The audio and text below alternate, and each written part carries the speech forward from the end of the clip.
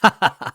節目一開始先問大家，如果你是槍迷，或者本身你就是阿森納的球迷，那麼在去年夏天看到利物浦豪掷了那麼多錢，看到曼城東窗夏窗都在買人，那麼阿森納球迷，你是想2026年的4月，如果阿森納進入了歐冠半決賽，而且在英超聯賽排行榜上排名第一，還領先第2名曼城那麼多，就問你願不願意？我想賽季開始之前，每一個阿森納球迷聽到這個都會笑得樂開花。但是足球世界就是這麼的奇妙，就在這節骨眼上，阿森納部分球迷卻呼籲要解雇阿爾特塔。那麼咱們先看一組數據，現在曼城少賽1場積64分，落後榜首的阿森納6分，而且两隊即將在本周日的天王山決戰聯賽第33輪迎來直接對話。但關鍵是瓜迪奧拉在英超的執教生涯4月份的平均戰績得分最高，一共是39場比賽31勝5平3負，取得了98分，場均得分 2.51 分。反觀阿森納阿爾特塔，场均得分最低的月份恰恰也是4月，一共26场比賽11勝7平8負，取得40分，场均得分只有 1.54 2.51对 1.54。所以今年阿森納投入也挺大，而且曾经領先那麼多，但如果在4月最後落得個4大皆空，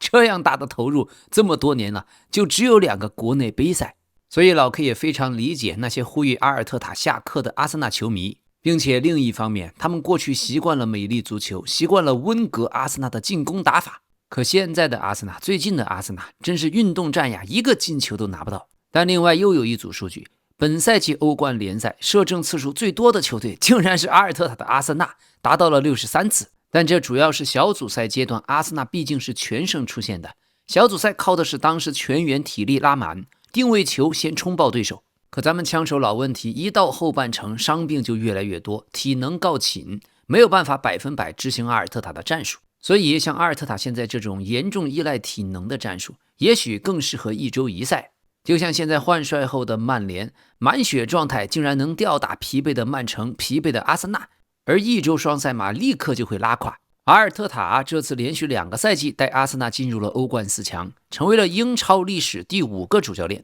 排在他前面的有弗格森的3次、瓜迪奧拉的3次、貝尼特斯和克洛普的2次，所以這是過去穆里尼奧都不曾達到過的成就。阿爾特塔如果本賽季能拿到但凡1個大冠軍，那麼他真的越來越有歷史名帥的範兒了。可現在就差一層窗戶紙。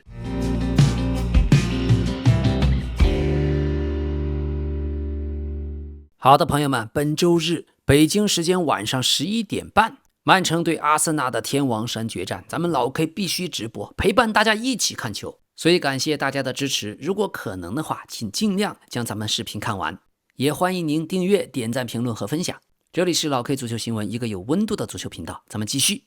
好，咱們先聽一下曼聯的名宿、著名的評論員里奧費迪南德是怎麼說的。他向呼籲解雇阿爾特塔的阿森納球迷發出了警告。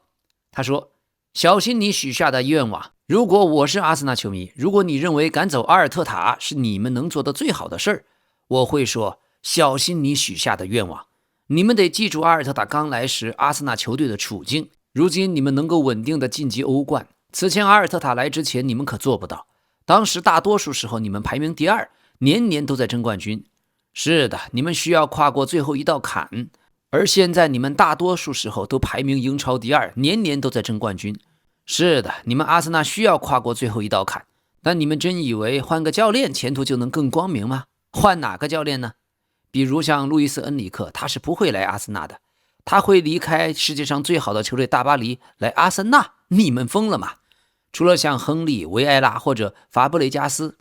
其他任何主教練都会先選擇曼聯而不是阿森納。法布雷加斯雖然有教練天賦，但他還沒有贏過任何東西，也不能保證什麼。我的意思是，你不可能告別了阿爾特塔，然後說我們會有一個很確定的主教練人選，瓜迪奧拉是唯一確定的人選，可是他不會去阿森納。另外，現在外界對蘇比門迪有許多批評，但我認為槍手真正的問題在於進攻端。我聽到了那些抱怨，很清楚，他們說蘇比門迪是個累赘，買他只是因為歐洲杯決賽有一場好球，蘇比門迪是阿森納的薄弱環節。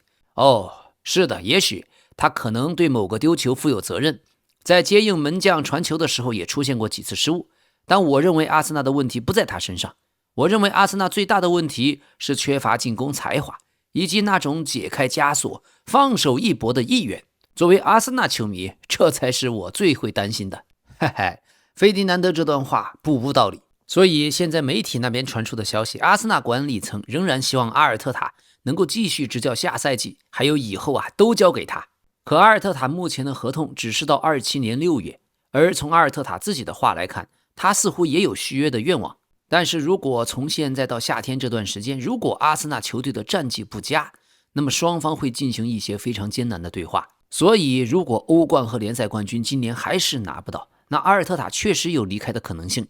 足球場上沒有任何事情會讓人感到意外，而且出於各種原因，目前幾乎所有的英超俱樂部的主教練都有可能在夏天離開，所以接下來的幾周將至關重要。而阿森納管理層已經確定了一些在今年夏天想要出售的候選人。今夏出售球員对俱樂部来說至關重要，但目前還不清楚是否要先出售球员才能進行引援。不過出售球員在夏天已經是不可避免的了。本賽季阿森納的進攻端面臨着嚴重的問題，所以今年夏天阿森納肯定想要一個進攻球員。現在來看，像戈登還有大巴黎的巴爾克拉一直是阿森納關注已久的球員，另外還有馬竞的阿爾瓦雷斯情況也類似。安東尼·戈登今年夏天紐卡斯尔联队的要價至少達到7000萬英鎊以上。上賽季紐卡曾經把他推薦給利物浦，但利物浦沒有深入的探索轉會。現在戈登知道拜仁慕尼黑對自己也有興趣，所以他對於德甲也持開放的態度。他願意和哈里凱恩一起踢球，而拜仁也能提供高薪和爭冠的機會。至於阿森納，長期以來一直對戈登很有興趣，也在24年夏天考慮過報價。而今年夏天阿森納也會尋找左邊鋒，所以對戈登的興趣程度將取決於球員的價格。今年夏天阿森納將採取更為平衡的策略，簡單說就是會省錢，所以他們也有其他的目標，一切以性價比優先。而紐卡斯爾聯隊內部已經認為戈登今年夏天肯定會離開，他想要去能打歐冠的球隊，獲得更高的薪水。而且紐卡管理層已經做好準備，預計在夏窗初期就會收到報價，因為球員本人希望在世界杯前就把自己的未來先定下來。而另外，由於利物浦埃及蒂克已經確定長期傷缺，所以利物浦也可能要引進一個新前鋒，而戈登也能胜任锋線多個位置，這一點會讓他再一次對利物浦具備吸引力。並且戈登從小就是利物浦球迷，如果有機會去安菲尔德，他一定会毫不猶豫地接受。戈登這名球員自23年從埃弗頓轉會加盟紐卡斯爾聯隊以來，151場比賽打入了39個球。2年前他曾經非常渴望轉會利物浦，但那筆交易最終告吹。此後他就再也沒有找回在紐卡首個完整賽季時候那種穩定的威脅性。本賽季他的表現起伏也很大，但是到了歐冠赛場上反而發揮更好，所以在大舞台上明顯提升了他的狀態。25歲的戈登在歐戰中打入了10個球，而且在小組賽多場比賽中當選最佳球員。不過有意思的是，自25年1月以來，他在英超的運動戰進球只有3個，而且整體表現不佳，在客場踢球踢得尤其差。所以阿森納如果真的要買戈登，最擔心的是如果比馬丁內利還不管用，那就悲催了。好，阿森納現在是連續第2個賽季躋身了歐冠半決賽，這在槍手長達140年的歷史中尚屬首次。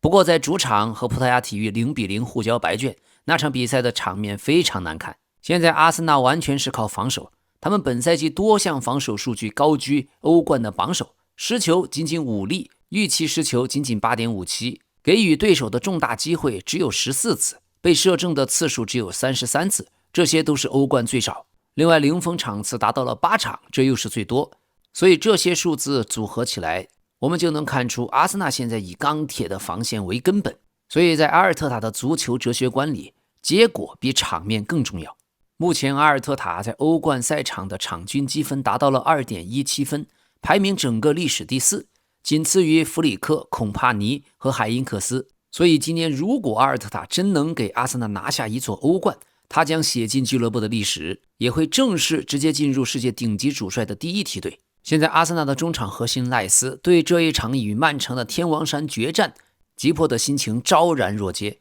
賴斯說，目睹曼城捧杯，我內心有一團火，我想在周末徹底洗刷這種遺憾。我們要去曼徹斯特贏球，要證明自己。我知道我們這些小伙子已經準備好了，我們全隊已經溝通過了，我們清楚需要做什麼，放馬過來吧。但是前曼聯的名宿羅伊·基恩在評論中說，他覺得赖斯太溫和了，與所有人都是好朋友，不認為他能夠鎮住阿森納的隊友。基恩說，我聽到的關於賴斯全是他人特別好，他是個好人這類評價。我知道賴斯是一名很優秀的球員，但我不認為他能鎮住隊友，他和所有人的關係太好了。我說的是要那種敢於和隊友發生分歧，在更衣室裡要鞭策队友的那种气質。就拿对阵伯恩茅斯这场比赛来说，大家都在批評主教練阿爾特塔，但你要知道，他在第50分鐘就連換了3個人。阿爾特塔並沒有乾等到最後10分鐘才做出調整，而是很及時的換人了。說到底，最終還是要看阿森納球員的表現。我希望賴斯能夠站出來，能夠鞭策隊友。可現在當比賽的局面不順利的時候，我從來沒有見過賴斯去呵斥、去激勵任何隊友。別誤會，賴斯的表現中規中矩，但這遠遠不夠。他有沒有鎮住隊友？有沒有強硬的去對抗對手？有沒有去壓制那些在場上順風順水的伯恩茅斯的球員？我很想知道賴斯在更衣室裡是什麼樣子的。他會去鞭策隊友嗎？還是和所有人都稱兄道弟？我對此一直都持保留態度。老 K 覺得基恩這段話說得好，賴斯確實是我很欣賞、最欣賞的球員。但阿森納從溫格時期就開始特別缺那種特別狠的大佬型球員。過去也就出過一個維埃拉，可溫格主教練因為30歲的球員不願意給2年以上合同，讓維埃拉離開了。現在的阿森納隊裡面，加布里埃爾好像是一個，可是加布里埃爾只是在場上對對手很凶狠，也沒有起到帶動隊友的作用。這就像英格蘭隊的哈里凱恩也是同樣這個道理。只是問題，哈里凱恩到了拜仁就不需要再做領袖了，有的是像諾伊爾、基米希這種德國人。簡單說，現在的阿森納確實如基恩所講，真的需要一個猛男型的領袖。但問題來了，阿爾特塔這種很強勢的主教練又不允許阿森納的更衣室出現第二個領袖。說穿了，猛男型的球員不是阿爾特塔的菜。所以我們還是想起了過去的扎卡，還有托馬斯。而現在阿爾特塔選擇讓賴斯在對葡萄牙體育時擔任隊長。他在解釋這件事情的時候說，這是阿森納球員們自己做出的決定，因為賴斯確實配得上隊長這個位置，他的地位、他的角色，以及在困難時刻主動承擔責任的方式，都說明了一切。賴斯就是一位出色的領袖，也是我們阿森納的頂級球員。我很喜歡球員們主動站出來承擔責任。對這一點，著名的評論員摩根也更新了聲明，表示阿爾特塔就應該讓賴斯在下賽季擔任我們阿森納的俱樂部隊長，這顯而易見，他就是維埃拉和亞當斯的接班人，所有球員也對此心知肚明。好的，真金不怕火煉。現在就像賴斯說的，阿森納的2個冠軍就在眼前，阿森納迎來了歷史性的窗口期，最後只差3場比賽，成王還是敗寇。而如果想拿聯賽冠軍，下一場對曼城只要贏下或者打平，阿森納的聯賽冠軍夢就能夠如願。所以槍手球迷們不要失去信心，今年仍然有可能雙線封王。如果真的一舉拿下歐冠和英超，那麼1年後、3年後、5年後、10年後，再回顧現在的4月份，你就知道西天取經那9981難是免不了的。而對阿森納來說，現在的本懷特退化太嚴重，廷貝爾不可或缺。而有傷的廷貝爾自己並沒有排除出戰本周日客場對曼城的可能性。他直接对記者說，我現在還不能說，但周日你們就會知道。所以如果廷贝爾真的復出，他很可能會成為阿森納的勝負手。老 K 看來，也許就只有他能輕鬆拿捏多庫。如果是本懷特在多庫的面前，也许会慘不忍睹。實在不行，就用莫斯克拉替代本懷特。本懷特現在已經成為阿森納防線上最弱的一環，食之無味，棄之可惜。另外還有他們的隊長薩卡正在盡一切努力盡快重返賽場，但他目前的傷勢跟腱炎，情況非常的棘手。薩卡目前並沒有被排除在對曼城的比賽陣容之外，但他需要在未來幾天內恢復進展，才有可能進入大名单。所以總結一下，老 K 認為阿森納現在只要這一場不輸就可以了。現在感覺他們已經是在硬撐。坦白說，阿森納、曼城兩隊的紙面實力是相等的，而他們彼此的壓力也相等。阿爾特塔是瓜迪奧拉的徒弟，兩隊都非常清楚對方的實力。再加上歐冠，阿爾特塔將面對西蒙尼的马德里競技，這兩支球隊完全是以防守見長。現在阿森納的思路很明確，就是不願意冒任何風險，不去賭任何機會。所以歐冠對陣馬競的比賽也許會踢得一模一樣，兩個隊都不想主動控球，都想穩固防守打反擊，所以那場比賽估計會很怪異。阿爾特塔現在只踢穩妥的足球，當然這也可能是贏球的方式。而首先在周末聯賽裡面想要擊敗曼城或者保持不敗，那麼阿森納必須要有巨大的動力。現在看起來主教練阿爾特塔包括阿森納的隊員都放了些狠話，可最近的比賽阿森納確實每個禮拜都在死守。阿森納現在的心態就是每場比賽只要不輸就沒事兒，帶着這種心態比賽壓力巨大，所以阿森納已經是在硬撐，就看能不能夠扛過最後的幾道關口。反觀曼城最擅長的就是破密集防守，如果阿森納全線退守的話，那說不好瓜迪奧拉有沒有可能将阿森納橫掃。曼城這邊最近他們看上的森林隊中場球員安德森，森林隊傳出消息，希望能夠以打破英超中场球員的轉會記錄的價格出售安德森。這句話很瘋狂因為現在英超的記錄是維爾茨的 1.25 億歐元，再加浮動 1.4 億歐元左右。就安德森的水平來說，曼城是絕對不會掏這個價錢的，這實在是過於的冤大頭。當初曼城想買賴斯，可賴斯的價格太貴，曼城乾脆就不買。只要是对曼城漫天要價，那麼我就不要了下一位。所以森林队的老板希腊船王也許是想學川普，漫天要價再就地還錢。現在的曼城總監維亞納老 K 非常看好，他很聰明，最高我估計就出個7-8千萬英鎊。而今年夏天瓜迪奧拉很可能會離開，所以在他未來不確定的情況下，有許多人認為孔帕尼是接班瓜迪奧拉的最理想人選。孔帕尼過去是曼城的隊長，感情非常深厚，戰術上也很契合，但今年夏天估計時機不成熟，接手曼城的可能性極低，因為孔帕尼在拜仁處於極好的穩定環境中，和高層的關係處於蜜月期，所以孔帕尼的執教生涯也許遲早會來曼城，但也許是3年後、5年後，甚至10年後。好，另一方面，曼城正在跟巴塞羅那加速追趕帕爾梅拉斯16歲的巴西前鋒愛德華多·孔塞桑，他現在正在南美的 U17 錦標賽大放異彩，球員的身價已經飆升到了4000萬歐元左右，曼城已經在爭奪戰中佔據了領先位置，準備加速推進交易。而巴塞羅那雖然同樣非常欣賞，但確實因為沒錢，由於財務狀況的限制，他們不太可能捲入英超豪門曼城的競價戰，所以暫時保持觀望態度。這個16歲的巴西小孩愛德華多·孔塞桑長得呢有點像里瓦爾多，但球風有一些小多庫的感覺，就不知道來了英超，面對英超級別的後衛，突破和射門到底會怎麼樣。另外，不靠譜的太陽報傳出消息，說曼城正在醞釀想將拜仁慕尼黑的哈里凱恩引進過來，再添一位頂級的終結者。不過這筆交易難度極高，轉會費、合同的年限還有球員的個人意願都存疑。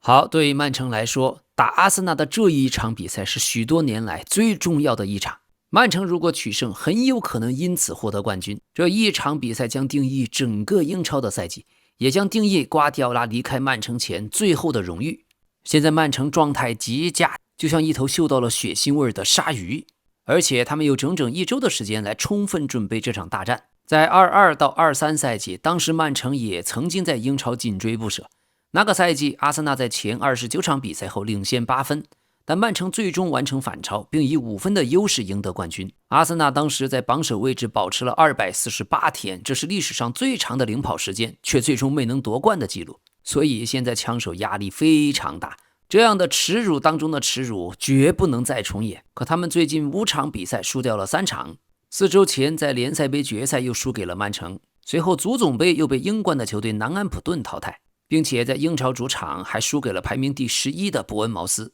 所以曼城現在是迎來了最好的機會，他們刚剛完成過渡期，現在哈蘭德22個進球領跑英超射手榜，切爾基10次助攻位居助攻榜的第2，還有從伯恩茅斯東窗轉會過來的塞门約進攻非常猛。另外21歲的青訓小將奧萊利最近在左後衛和中場位置也迎來了爆發，最近3場比賽打進3球。而瓜迪奧拉本人目前拒絕回應這是不是他在曼城最後一個賽季的猜測，但許多人都認為今年夏天他確實會走，所以能否以戲劇性的方式再贏得英超冠軍，這會是一個完美的結局和完美的告別。